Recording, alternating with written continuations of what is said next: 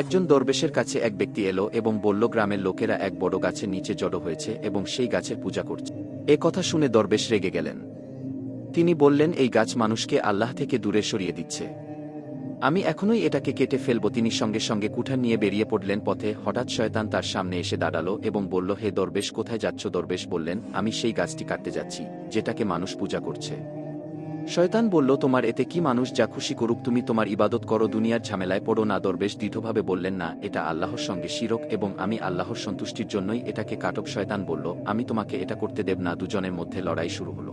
শেষ পর্যন্ত দরবেশ তার রুহানি শক্তি দিয়ে শয়তানকে বেঁধে ফেললেন। শয়তান ভয় পেয়ে বলল, আমি তোমাকে একটা কথা বলি, যদি তুমি এই গাছ না কাটো তাহলে আমি প্রতিদিন তোমাকে একটা করে সোনার মুদ্রা দেব, এতে তোমার ইবাদতের সময়ও বাঁচবে এবং তুমি গরিবদেরও সাহায্য করতে পারবে। দরবেশ ভাবলেন, এ তো খুব ভালো কথা, এতে আমি মানুষকেও উপকার করতে পারব। এই ভেবে তিনি ফিরে এলেন। পরদিন সকালে ঘুম থেকে উঠে দেখলেন সত্যিই তার সামনে একটি সোনার মুদ্রা রাখা আছে। দ্বিতীয় দিনও পেলেন, কিন্তু তৃতীয় দিন সকালে উঠে দেখলেন কোনো মুদ্রা নেই। এটা দেখে দরবেশ খুব রেগে গেলেন। তিনি আবার কুঠার নিয়ে গাছ কাটতে বেরিয়ে পড়লেন। পথে আবার শয়তান সামনে এসে দাঁড়ালো। দরবেশ আক্রমণ করলেন, কিন্তু আশ্চর্যজনকভাবে এবার শয়তান মুহূর্তেই দরবেশকে বেঁধে ফেলল। হতবুদ্ধি দরবেশ বললেন, কাল পর্যন্ত তো আমি তোমাকে হারাতে পারতাম, আজ তুমি আমাকে কিভাবে হারালে? শয়তান হাসতে হাসতে বলল, গতকাল তুমি শুধু আল্লাহর জন্য বেরিয়েছিলে, তোমার নিয়ত ছিল খাঁটি, তাই তোমার মধ্যে সেই শক্তি ছিল।